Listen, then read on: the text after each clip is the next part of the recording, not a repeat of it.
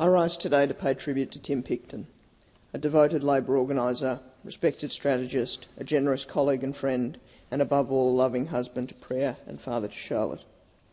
His passing has left a deep void in the Western Australian Labor Party family and far beyond. There are many facets to a person's life, particularly a life like Tim's, a life that was long on achievement and cut heartbreakingly short. Tim was a comrade, an occasional legal instructor, and most importantly a friend. And few individuals have shaped Labor's modern success in Western Australia as profoundly as Tim did during his time as State Secretary. He played a pivotal role in delivering the historic 2021 Western Australian state election result, a victory that reshaped the Western Australian political landscape and provided the McGowan government with an unprecedented mandate to govern. That campaign was not only remarkable for the scale of its result, but for its discipline, its clarity, the unity Tim brought to the team, and the hard work that he demonstrated. It reflected his innate understanding of voters, his strong commitment to Labor values, and his ability to bring together candidates, volunteers, and staff around a shared purpose. The 2021 campaign also demanded steady leadership in uncertain times, a calm hand during a global pandemic, and that was Tim. Tim brought that same commitment to the 2022 federal election, where he played a crucial leadership role in our campaign efforts across Western Australia, a campaign that was central to the national result. What was particularly notable about both those campaigns was Tim's swift and intimate grasp of the Western Australian mindset and outlook, which may on occasion differ from the outlook of our brothers and sisters in the East. The result were very Western Australian campaigns, reflecting Tim's conviction that election campaigns are ultimately about people. And those who worked with Tim will remember that his professionalism, his strategic mind, and his unflappable nature under pressure were often on display.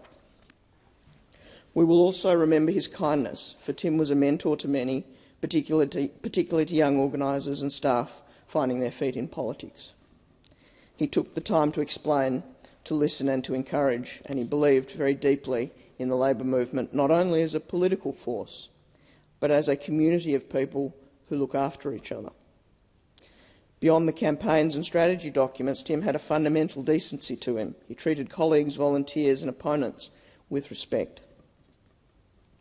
Working on legal cases on behalf of the Labor Party with Tim, it was impossible not to be struck by his intelligence, his quick grasp of subject matter, his robust interrogation of advice, and his sound judgment, which was particularly impressive, occurring as it did outside his own professional field. Tim was also a friend, and he had a wonderful capacity for friendship. His warmth, his genuine fondness for people, his curiosity about their lives and what shaped them made him an incredibly likeable person.